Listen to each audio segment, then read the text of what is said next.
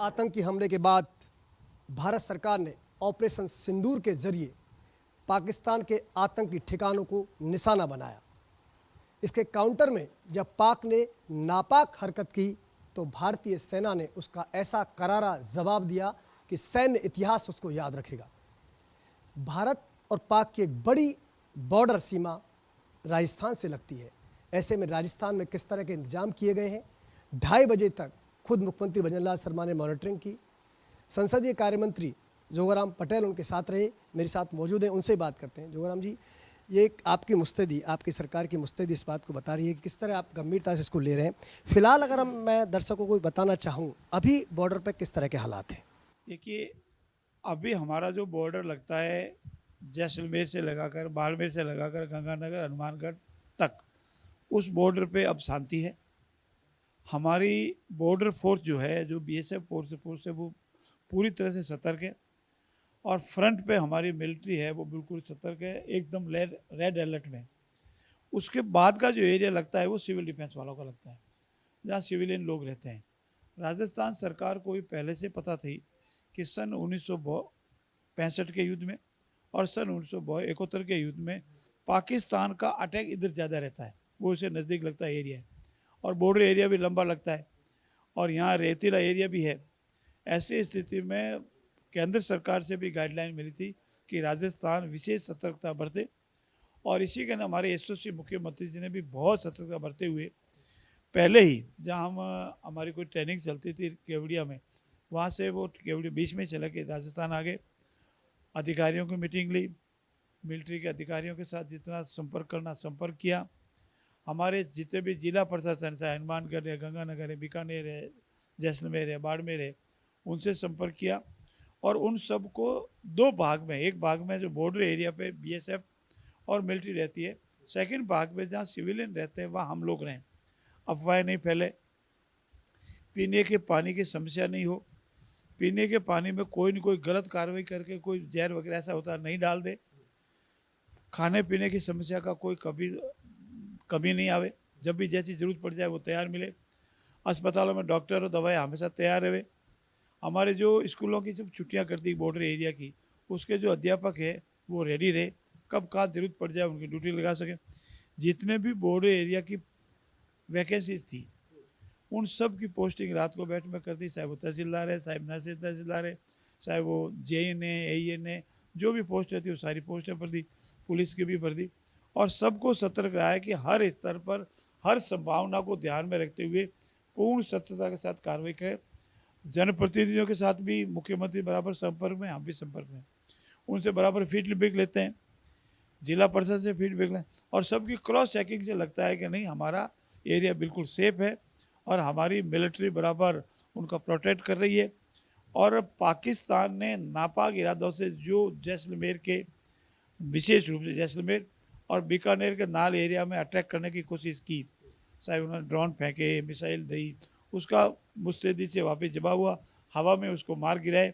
ऐसी स्थिति में अभी तक की रिपोर्ट के अनुसार हम सेफ साइड में हैं, सतर्क हैं, और जो कुछ भी पाकिस्तान करेगा उसका मुंह तोड़ जवाब देंगे। मैं धन्यवाद दूंगा आदरणीय नरेंद्र मोदी जी और केंद्र सरकार, और विशेष रूप से हमारे तीनों ही फोर्सों को, कि उन्होंने वो जो जवाब दिया पाकिस्तान इतिहास में कभी नहीं भूलेगा। और नरेंद्र मोदी जी जो कहा था ऐसी सज़ा मिलेगी जिसकी वो अपेक्षा भी नहीं कर सकता, कल्पना भी नहीं कर सकता, उससे अधिक सज़ा उसको मिली है। और अब मेरा मानना ये है कि भविष्य में पाकिस्तान ऐसी कोई हिमाकत नहीं करेगा, और अगर इसी बाज नहीं आया तो शायद संसार के नक्शे से पाकिस्तान का निशान ही मिट जाएगा। बिल्कुल आप ठीक कह रहे हैं, निशान मिट जाएगा। मुझे एक घटना याद आती है कि इतिहास को हम देखें तो भारत ने पहली बार अटैक किया था श्रीलंका पर, वो भी कब, जब माता सीता का अपहरण किया था। और इस बार तो जो पाक ने हरकत की, हमारी 27 बहन बेटियों का सुहाग उजाड़ दिया, और इसके लिए आपने ऑपरेशन सिंदूर चलाया। आज पूरी दुनिया भारत के सैन्य के साहस को देख रही है, लेकिन आप जैसे कि जो आदमी बता रहे हैं कि पाकिस्तान कहाँ अटैक कर रहा है, हमारे रिहायशी इलाकों पर। हमने कहाँ अटैक किया, आतंकी ठिकानों पर। देखिए, हमारा जो ऑपरेशन सिंदूर है उसका पहला टारगेट था कि जिसने हमको छेड़ा है उसको हम मारेंगे, न तो पाकिस्तान के सिविलियन पर करेंगे, न पाकिस्तान की जो डिफेंस है या मिलिट्री के एरिया उस पर करेंगे, और वही हमने किया। पाकिस्तान के जो आतंकवादी अड्डे थे उनको उड़ाया और उसके अलावा किसी को नुकसान नहीं किया। लेकिन पाकिस्तान ने पहले चलाकर हमारे डिफेंस पर अटैक किया, हमारे मिलिट्री पर अटैक किया, सिविलियन पर अटैक किया, ड्रोन छोड़े, लॉन्चर ग्रेनेड छोड़े, तो वापस जवाब में हमारी हिंदुस्तान की फौज ने अटैक किया और उसको ऐसा जवाब दिया कि उसके जनरल को हटाने की तक की नौबत आ गई, उसके प्राइम मिनिस्टर को बंकर में जाके छिपने की तक की नौबत आ गई और वो दुनिया में सब जगह हल्ला करता फिर रहा है, हमारे समझौता कराओ, हमारे समझौता कराओ। ऐसी स्थिति में जो सबक इस बार हमारे हिंदुस्तान की फ़ौज ने पाकिस्तान की फ़ौज और पाकिस्तान के अवाम के जो नुमाइंदे हैं वो दिया है।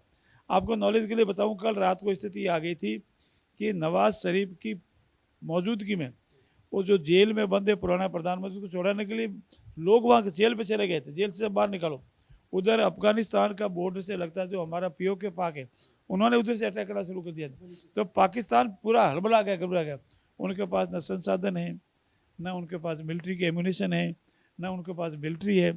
अब वो जैसे तैसे करके एक बार किया, अब घबरा रहा है।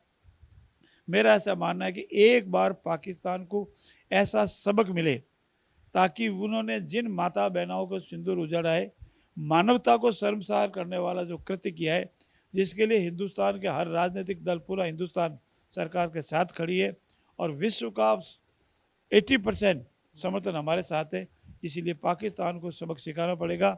संसार में जितने भी आतंकवादी है उनको सबक मिल जाए, ये मौका है।